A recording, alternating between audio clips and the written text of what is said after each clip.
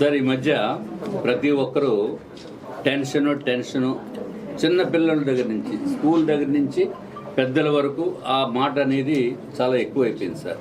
మీరు 43 సంవత్సరాలు మీ వైవాహిక జీవితము అనుభవించి ఇవాళ రేపు స్వామివారి దర్శనానికి వెళ్తున్నారు.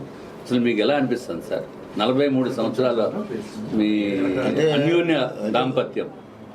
ఎందుకంటే మీరు కొంచెం మసాలా అది ఎక్కువ ఉంటుంది కాబట్టి.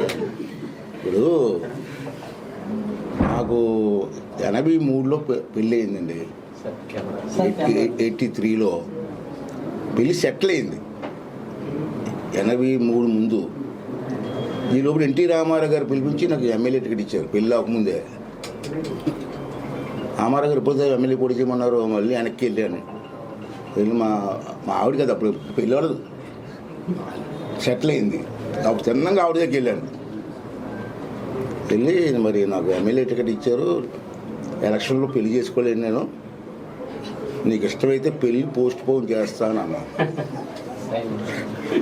అడగాలి మరి వాళ్ళు ఏమనుకుంటారంటే ఎమ్మెల్యే అయిపోతే మరి పెళ్లి చేసుకోవడం అనుకుంటారు కదా.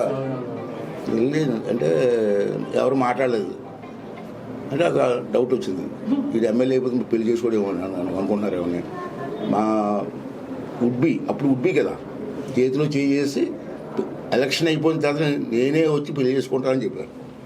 అలాగే మాట ప్రకారం వెళ్ళి చేసుకున్నాను. అయితే ఇప్పుడు అడిగారు కదా మీరు వైవాహిక జీవితం గురించి. నా అదృష్టం, ఈ అదృష్టం అందరికీ ఉండదంటే నేను స్టడీ చేస్తాను ఎన్ని కుటుంబాలు.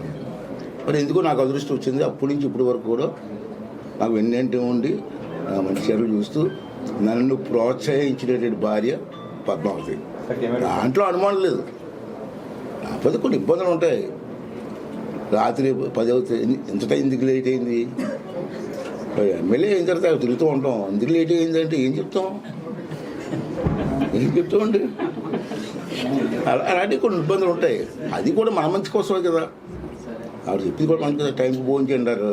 ఉండవే భోజనం చేస్తాం, అప్పుడు చేయకుండా ఫోన్ చేసి వచ్చేయండి భోజనానికి అంటారు 10 మంది కూర్చోరు. అలాంటి కొన్ని ఇబ్బందులు ఉంటాయి. ఆవిడ తెచ్చి టైంకి భోజనం చేస్తే ఆరోగ్యకుంటారని ఆవిడ ఆలోచిస్తుంది. ఇలాంటి ఇబ్బందులు చిన్న ఉన్నాయి. కానీ తప్పించి ఓవరాల్గా చూసుకుంటే భాగస్వామి మాత్రం భగవంతు ఇచ్చిన వరమే, దాంట్లో అనుమానం లేదు.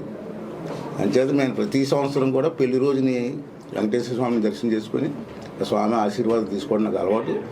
అందుకే ఈవేళ బయలుదేరి ఉదయం దర్శనం చేసుకోవాలని వెళ్తున్నాను. అది మెయిన్ అండి. అసలు ఒత్తిడి ఎందుకు వస్తుందో కూర్చొని చేసుకోమనండి.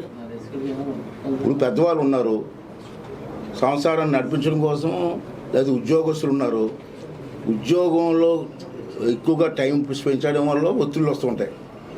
లేదా అప్పులు ఎక్కువైపోయి ఒత్తిళ్ళు వస్తూ ఉంటాయి. ఇటువంటివి వేరు. అసలు యంగ్ ఏజ్లో ఉన్న కుర్రవాళ్ళకి ఒత్తిడి ఏంటండి నాకు అర్థం కాదు. ఎందుకు రావాలి ఒత్తిళ్ళు? ఎప్పుడు వస్తుంది ఒత్తిళ్ళు? నాకు తెలిసి ఉండి లవ్ చేస్తే ఒత్తిళ్ళు వస్తాయి. 16 సంవత్సరాలు 18 సంవత్సరాలు దాటితే ఎవరినో వెంట పడుతుంటాడు. ఆ అమ్మాయి లవ్ చేయకుండా లవ్ చేస్తుంటాడు. అది కూడా ఉంది, వన్ సైడ్ లవ్. అది కూడా ఉంది. అప్పుడు టెన్షన్. తర్వాత అంతకంటే 18 ఇయర్స్ బిలో టెన్షన్ ఎందుకు? హ్యాపీగా ఉంటాం మనసు. కానీ ఆ ప్రతి ఇంట్లో టెన్షనే. భార్యకి టెన్షన్, భర్తకి టెన్షన్, ముసలి వాళ్ళకి టెన్షన్, పిల్లలకి టెన్షన్. ఈ టెన్షన్ వల్ల ఏమవుతుందంటే ఇటువంటి వ్యాధులన్నీ రావడం. అంతే మైండ్ ఫ్రెష్గా ఉండాలి. ఉన్నాయి జరిగేది భగవంతు దయ వల్ల జరుగుతూనే ఉంటాయి, మనం ఏం మార్చలేము. దానికి అడ్జస్ట్ అవుతూ సమాజంలో నడుచుకుంటూ మన ఆరోగ్యం కాపాడడం కోసం ప్రయత్నం చేయాలి. ఒకవేళ ఇటువంటి షుగర్లు కానీ వచ్చినప్పుడు ఇటువంటి సెంటర్లు వస్తాయి కాబట్టి దీన్ని కూడా మనం ఉపయోగించుకోవాలి. మార్నింగ్ లేవడం, వాకింగ్ చేయడం ఇవన్నీ ఉన్నాయి. ప్రతి పొర నుంచి ఉన్నాయి. యోగా ఉంది, ఇవన్నీ పొర నుంచి ఉన్నాయి. కొత్తగా ఏమి రాలేదు కదా. ఇప్పుడు అందరూ మా నాయకులందరూ యోగా మేమే పెట్టేస్తుంది అంటున్నారు. ఇప్పుడు ఇంకా యోగా ఊరు నుంచి ఉంది. అటువంటివి కూడా అలవాటు చేసుకుంటే సమాజంలో అందరికీ టెన్షన్ లేకుండా ఉంటాయి, ఆరోగ్యం బాగుంటుంది, 10 కాలాలు కూడా హ్యాపీగా ఉంటాం. ఇప్పుడు ఏంటంటే చిన్నపిల్లలు కూడా హాస్పిటల్ జాయిన్ చేస్తున్నారు.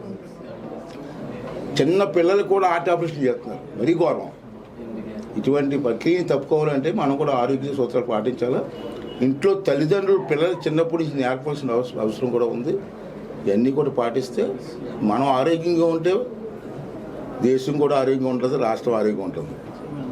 లేదా వాళ్ళు చూసారు ఇందాక డాక్టర్ గారు చెప్పారు, నేను అనకూడదు కానీ యాజ్ ఏ స్పీకర్గా, మీరు సంపాదించిన డబ్బులో, ప్రజలు సంపాదించిన డబ్బులో 40% నుంచి 60% హాస్పిటల్కే పోతుంది. మీరు చూడండి హాస్పిటల్కి వెళ్తే బిల్లు ఎంత అవుతుందండి? లక్షలు బిల్లు. ఆశ్చర్యపోతున్నాం. అంచేత ఇవన్నీ కూడా ఆలోచన చేసి అందరూ టెన్షన్ లేకుండా హ్యాపీగా ఆనందంగా ఉండాలని చెప్పి కోరుకుంటూ, ఏదైనా ప్రాబ్లమ్స్ వచ్చేటప్పుడు డాక్టర్లు ఉన్నారు, ఇటువంటి డాక్టర్లు కలిసి ఆ ప్రాబ్లమ్ సాల్వ్ చేసుకొని ప్రయత్నం చేయాలని చెప్పి కోరుకుంటాం. Sir, politicians ever stress handling it? You said youngsters, you talked about married people, but how about politicians handling stress? అమ్మ నేను 43 సంవత్సరాలు పెట్టి రాజకీయాలు ఉన్నాను కదా, అయినా అబద్ధాలు. ఎందుకు టెన్షన్? పాలిటిషియన్ టెన్షన్ కూడా హ్యాపీగా ఉంటే, నవ్వుతే హ్యాపీగా ఉంటే ఏంటి ఉండదు. నాకు ఎప్పుడు టెన్షన్ ఉండదు. ఒకవేళ ఉన్నా ప్లస్ ముందు కక్కేస్తాను అన్నీ బాగుంది. సార్, ఈ మధ్యన లేడీస్ కూడా ఎక్కువ కొంచెం ఐడియల్గా బిహేవ్ చేస్తున్నారు, అంటే ఎక్కువ సంఘటనలు చూస్తున్నాము. దేనికి? లేడీస్ భర్తను చెప్పేయడం, లేకపోతే క్రైమ్ రేట్స్ ఇవన్నీ కూడా పెరిగాయి కదా. అది లేడీస్ మీద నింద చేస్తున్నావు. లేడీస్ ఆ పరిస్థితికి వచ్చారంటే దాంట్లో భర్తకు కూడా భాగస్వామ్యం ఉంటుంది. ఏదో జరుగుతుంది, ఊరికనే ఊరిపోసుకుంటారా? ఊరే చచ్చిపోరు కదా, సంథింగ్ ఏదో ఇన్సిడెంట్ జరుగుతుంది. ఆ ఇన్సిడెంట్కి కారణం ఎవరు? దాంట్లో భర్తలు కూడా ఉన్నారు ఇన్సిడెంట్లు కొన్ని లేదండి. భర్తల వల్ల కూడా భార్యలు చనిపోయిన సంఘటనలు చూడలేదా మనం? అలాగే భార్యల వల్ల భర్తలు కూడా సాధువుల్లో కలిసిపోయిన సంఘటన చూడలేదా?